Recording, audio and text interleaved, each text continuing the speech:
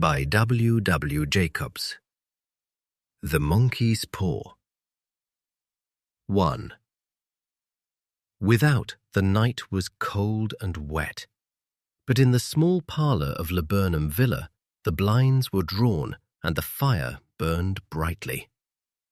Father and son were at chess, the former, who possessed ideas about the game involving radical changes, putting his king into such sharp and unnecessary perils that it even provoked comment from the white-haired old lady knitting placidly by the fire. "Hark at the wind," said Mr. White, who, having seen a fatal mistake after it was too late, was amiably desirous of preventing his son from seeing it. "I'm listening," said the latter, grimly surveying the board as he stretched out his hand. "Check." "I should hardly think that he'd come tonight," said his father, with his hand poised over the board. "Mate," replied the son. "That's the worst of living so far out," bawled Mr. White, with sudden and unlooked-for violence. "Of all the beastly, slushy, out-of-the-way places to live in, this is the worst. Pathway's a bog, and the road's a torrent. I don't know what people are thinking about.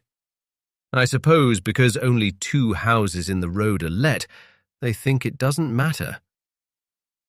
"Never mind, dear," said his wife soothingly. "Perhaps you'll win the next one." Mr. White looked up sharply, just in time to intercept a knowing glance between mother and son.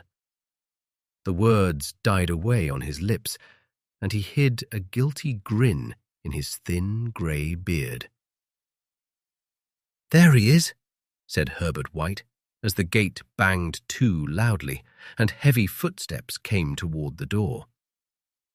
The old man rose with hospitable haste, and opening the door, was heard condoling with the new arrival.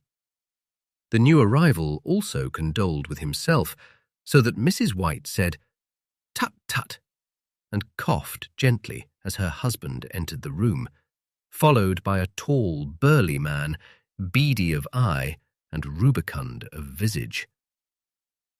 "Sergeant Major Morris," he said, introducing him. The Sergeant Major shook hands, and taking the proffered seat by the fire, watched contentedly while his host got out whiskey and tumblers and stood a small copper kettle on the fire. At the 3rd glass, his eyes got brighter, and he began to talk, the little family circle regarding with eager interest this visitor from distant parts, as he squared his broad shoulders in the chair and spoke of wild scenes and doughty deeds, of wars and plagues and strange peoples. 21 years of it," said Mr. White, nodding at his wife and son. "When he went away, he was a slip of a youth in the warehouse. Now look at him." "He don't look to have taken much harm," said Mrs. White politely. "I'd like to go to India myself," said the old man. "Just to look round a bit, you know." "Better where you are," said the Sergeant Major, shaking his head. He put down the empty glass and, sighing softly, shook it again. "I should like to see those old temples and fakirs and jugglers," said the old man. "What was that you started telling me the other day? About a monkey's paw or something, Morris?" "Nothing," said the soldier hastily. "Leastways, nothing worth hearing." "Monkey's paw?" said Mrs. White curiously. "Well, it's just a bit of what you might call magic, perhaps," said the Sergeant Major offhandedly. His 3 listeners leaned forward eagerly. The visitor absent-mindedly put his empty glass to his lips, and then set it down again. His host filled it for him. "To look at," said the sergeant major, fumbling in his pocket, "it's just an ordinary little paw, dried to a mummy." He took something out of his pocket and proffered it. Mrs. White drew back with a grimace, but her son, taking it, examined it curiously. "And what is there special about it?" inquired Mr. White as he took it from his son, and having examined it, placed it upon the table. "It had a spell put on it by an old fakir," said the sergeant major. "A very holy man." He wanted to show that fate ruled people's lives, and that those who interfered with it did so to their sorrow. He put a spell on it so that 3 separate men could each have 3 wishes from it. His manner was so impressive that his hearers were conscious that their light laughter jarred somewhat. "Well, why don't you have 3, sir?" said Herbert White cleverly. The soldier regarded him in the way that middle age is wont to regard presumptuous youth. "I have," he said quietly, and his blotchy face whitened. "And did you really have the 3 wishes granted?" asked Mrs. White. "I did," said the sergeant major, and his glass tapped against his strong teeth. "And has anybody else wished?" persisted the old lady. "The first man had his 3 wishes, yes," was the reply. "I don't know what the first 2 were, but the third was for death. That's how I got the paw." His tones were so grave that a hush fell upon the group. "If you've had your 3 wishes, it's no good to you now then, Morris," said the old man at last. "What do you keep it for?" The soldier shook his head. "Fancy, I suppose," he said slowly. "I did have some idea of selling it, but I don't think I will. It has caused enough mischief already. Besides, people won't buy. They think it's a fairy tale, some of them, and those who do think anything of it want to try it first and pay me afterward." "If you could have another 3 wishes," said the old man, eyeing him keenly, "would you have them?" "I don't know," said the other. "I don't know." He took the paw, and dangling it between his forefinger and thumb, suddenly threw it upon the fire. White, with a slight cry, stooped down and snatched it off. "Better let it burn," said the soldier solemnly. "If you don't want it, Morris," said the other, "give it to me." "I won't," said his friend doggedly. "I threw it on the fire. If you keep it, don't blame me for what happens. Pitch it on the fire again, like a sensible man." The other shook his head and examined his new possession closely. "How do you do it?" he inquired. "Hold it up in your right hand and wish aloud," said the sergeant major. "But I warn you of the consequences." "Sounds like the Arabian Nights," said Mrs. White as she rose and began to set the supper. "Don't you think you might wish for 4 pairs of hands for me?" Her husband drew the talisman from the pocket, and then all 3 burst into laughter as the sergeant major, with a look of alarm on his face, caught him by the arm. "If you must wish," he said gruffly, "wish for something sensible." Mr. White dropped it back in his pocket, and placing chairs, motioned his friend to the table. In the business of supper, the talisman was partly forgotten, and afterward the 3 sat listening in an enthralled fashion to a second installment of the soldier's adventures in India.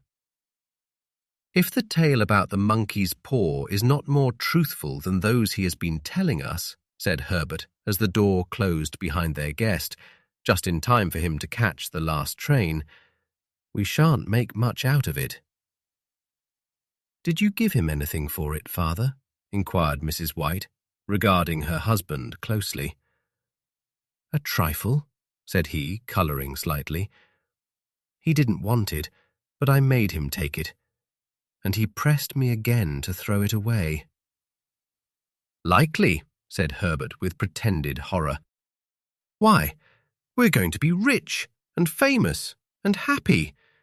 Wish to be an emperor, father, to begin with. Then you can't be henpecked. He darted round the table, pursued by the maligned Mrs. White, armed with an antimacassar. Mr. White took the paw from his pocket and eyed it dubiously. I don't know what to wish for, and that's a fact, he said slowly. It seems to me I've got all I want.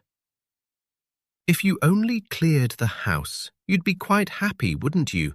Said Herbert, with his hand on his shoulder. Well, wish for £200 then. That'll just do it. His father, smiling shamefacedly at his own credulity, held up the talisman as his son, with a solemn face, somewhat marred by a wink at his mother, sat down at the piano and struck a few impressive chords. I wish for £200, said the old man distinctly. A fine crash from the piano greeted the words, interrupted by a shuddering cry from the old man. His wife and son ran toward him. It moved, he cried, with a glance of disgust at the object as it lay on the floor. As I wished, it twisted in my hand like a snake. Well, I don't see the money, said his son, as he picked it up and placed it on the table. And I bet I never shall. It must have been your fancy, father, said his wife, regarding him anxiously. He shook his head. Never mind, though. There's no harm done. But it gave me a shock all the same. They sat down by the fire again while the two men finished their pipes. Outside, the wind was higher than ever, and the old man started nervously at the sound of a door banging upstairs. A silence, unusual and depressing, settled upon all three, which lasted until the old couple rose to retire for the night. I expect you'll find the cash tied up in a big bag in the middle of your bed, said Herbert, as he bade them good night. And something horrible squatting up on top of the wardrobe, watching you as you pocket your ill-gotten gains. He sat alone in the darkness, gazing at the dying fire and seeing faces in it. The last face was so horrible and so simian that he gazed at it in amazement. It got so vivid that with a little uneasy laugh, he felt on the table for a glass containing a little water to throw over it. His hand grasped the monkey's paw, and with a little shiver, he wiped his hand on his coat and went up to bed. 2. In the brightness of the wintry sun next morning, as it streamed over the breakfast table, he laughed at his fears. There was an air of prosaic wholesomeness about the room, which it had lacked on the previous night, and the dirty, shriveled little paw was pitched on the sideboard with a carelessness which betokened no great belief in its virtues. I suppose all old soldiers are the same, said Mrs. White. The idea of our listening to such nonsense. How could wishes be granted in these days? And if they could, how could £200 hurt you, father? Might drop on his head from the sky, said the frivolous Herbert. Morris said the things happened so naturally, said his father, that you might, if you so wished, attribute it to coincidence. Well, don't break into the money before I come back, said Herbert, as he rose from the table. I'm afraid it'll turn you into a mean, avaricious man, and we shall have to disown you."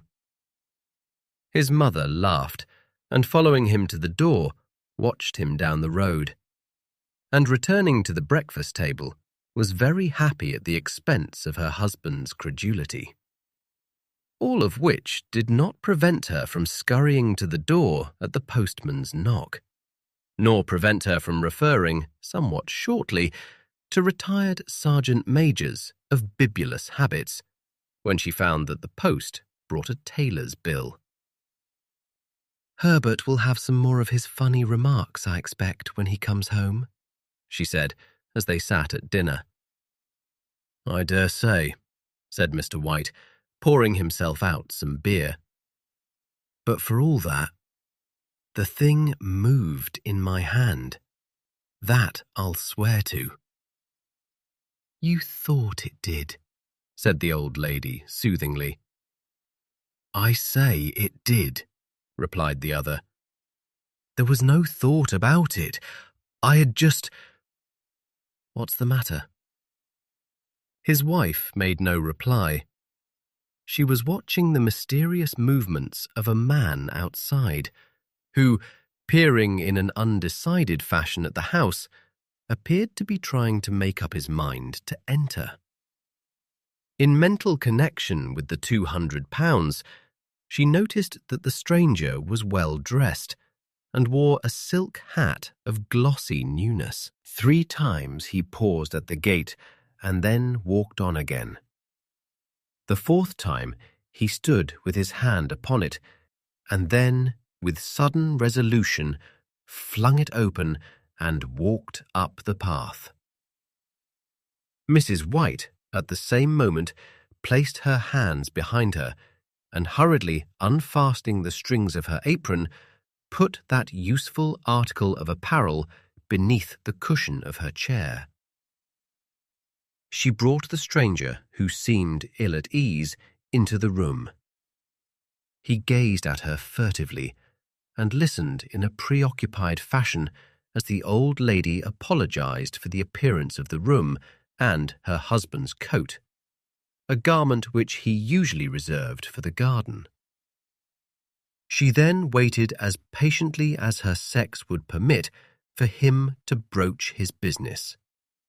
But he was at first strangely silent. "I was asked to call," he said at last, and stooped and picked a piece of cotton from his trousers. "I come from Moore and Meggins." The old lady started. "Is anything the matter?" she asked breathlessly. "Has anything happened to Herbert? What is it? What is it?" Her husband interposed. There, mother," he said hastily. "Sit down, and don't jump to conclusions. You've not brought bad news, I'm sure, sir." And he eyed the other wistfully. "I'm sorry," began the visitor. "Is he hurt?" demanded the mother wildly. The visitor bowed in assent. "Badly hurt," he said quietly. "But he is not in any pain." "Oh, thank God," said the old woman, clasping her hands. "Thank God for that. Thank—" She broke off suddenly as the sinister meaning of the assurance dawned upon her, and she saw the awful confirmation of her fears in the other's averted face. She caught her breath, and, turning to her slower-witted husband, laid her trembling old hand upon his. There was a long silence. "He was caught in the machinery," said the visitor at length in a low voice. "Caught in the machinery," repeated Mr. White in a dazed fashion. "Yes."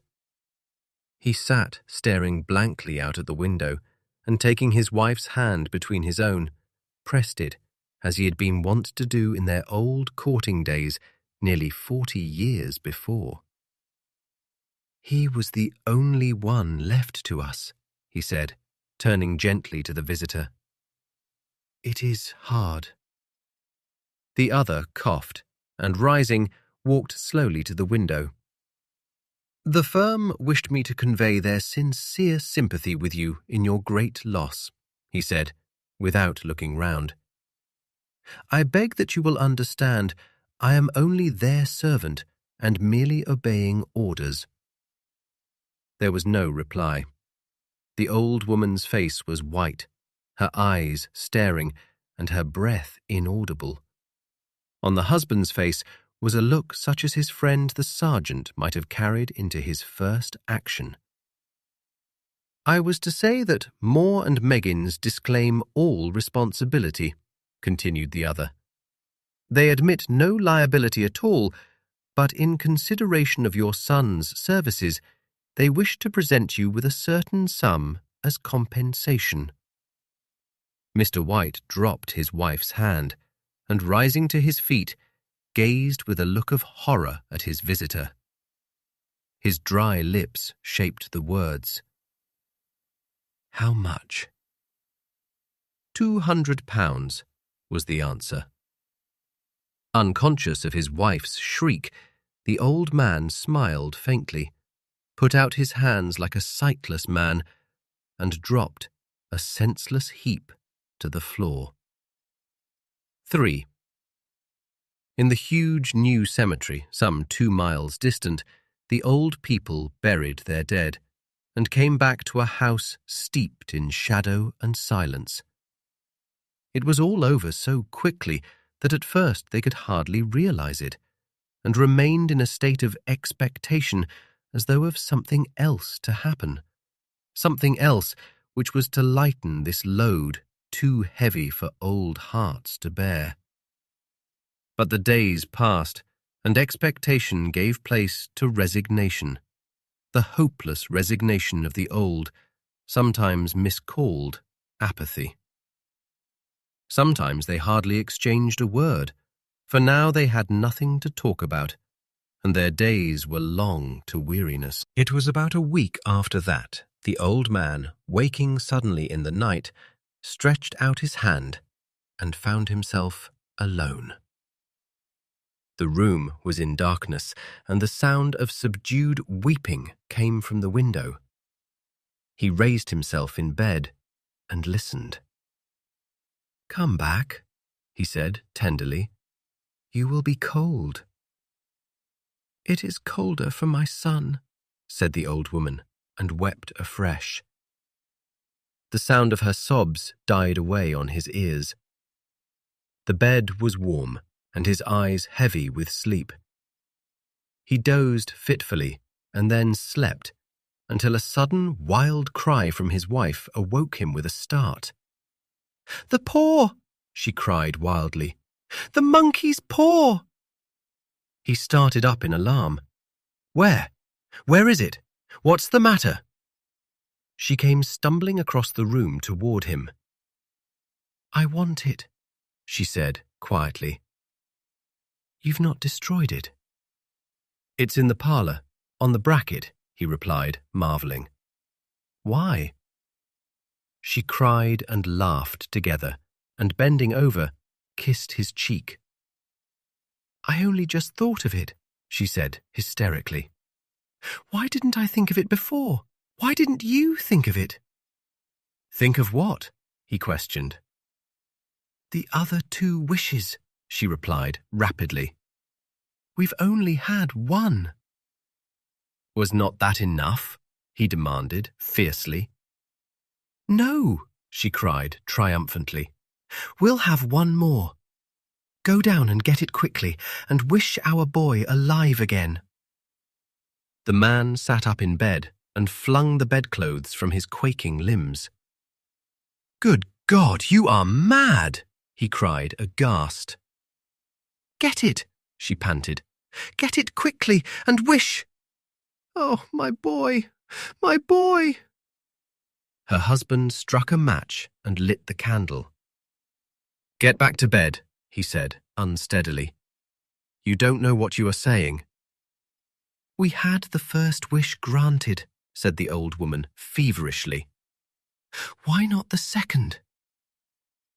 "A coincidence," stammered the old man. "Go and get it and wish," cried his wife, quivering with excitement. The old man turned and regarded her, and his voice shook. "He has been dead 10 days, and besides, I would not tell you else, but I could only recognize him by his clothing. If he was too terrible for you to see then, how now?" "Bring him back," cried the old woman, and dragged him toward the door. "Do you think I fear the child I have nursed?" He went down in the darkness and felt his way to the parlour and then to the mantelpiece. The talisman was in its place, and a horrible fear that the unspoken wish might bring his mutilated son before him ere he could escape from the room seized upon him. And he caught his breath as he found that he had lost the direction of the door. His brow cold with sweat, he felt his way round the table and groped along the wall until he found himself in the small passage with the unwholesome thing in his hand. Even his wife's face seemed changed as he entered the room. It was white and expectant, and to his fears seemed to have an unnatural look upon it. He was afraid of her. "Wish!" she cried in a strong voice. "It is foolish and wicked," he faltered. "Wish!" repeated his wife. He raised his hand. "I wish my son alive again." The talisman fell to the floor, and he regarded it fearfully. Then he sank trembling into a chair as the old woman, with burning eyes, walked to the window and raised the blind. He sat until he was chilled with the cold, glancing occasionally at the figure of the old woman peering through the window. The candle end, which had burned below the rim of the china candlestick, was throwing pulsating shadows on the ceiling and walls, until, with a flicker larger than the rest, it expired. The old man, with an unspeakable sense of relief at the failure of the talisman, crept back to his bed, and a minute or two afterwards, the old woman came silently and apathetically beside him. Neither spoke, but lay silently listening to the ticking of the clock. A stair creaked, and a squeaky mouse scurried noisily through the wall. The darkness was oppressive, and after lying for some time screwing up his courage, he took the box of matches and, striking one, went downstairs for a candle. At the foot of the stairs, the match went out, and he paused to strike another. And at the same moment, a knock, so quiet and stealthy as to be scarcely audible, sounded on the front door. The matches fell from his hand and spilled in the passage. He stood motionless, his breath suspended, until the knock was repeated. Then he turned and fled swiftly back to his room and closed the door behind him. A third knock sounded through the house. "What's that?" cried the old woman, starting up. "A rat," said the old man in shaking tones. "A rat. It passed me on the stairs." His wife sat up in bed, listening. A loud knock resounded through the house. "It's Herbert!" she screamed. "It's Herbert!" She ran to the door, but her husband was before her, and catching her by the arm, held her tightly. "What are you going to do?" he whispered hoarsely. "It's my boy! It's Herbert!" she cried, struggling mechanically. "I forgot it was 2 miles away. What are you holding me for? Let go! I must open the door." "For God's sake, don't let it in," cried the old man, trembling.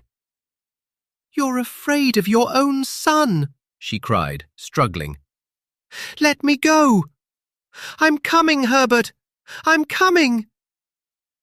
There was another knock, and another. The old woman, with a sudden wrench, broke free and ran from the room. Her husband followed to the landing and called after her appealingly as she hurried downstairs. He heard the chain rattle back and the bottom bolt drawn slowly and stiffly from the socket. Then the old woman's voice, strained and panting. "The bolt!" she cried loudly. "Come down! I can't reach it!" But her husband was on his hands and knees, groping wildly on the floor in search of the paw. If he could only find it before the thing outside got in.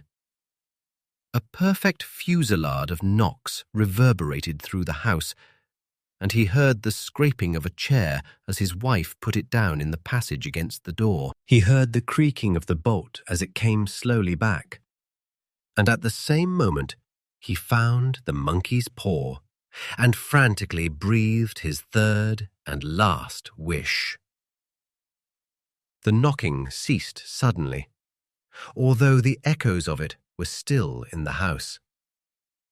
He heard the chair drawn back and the door opened. A cold wind rushed up the staircase, and a long, loud wail of disappointment and misery from his wife gave him courage to run down to her side and then to the gate beyond. The street lamp flickering opposite shone on a quiet and deserted road.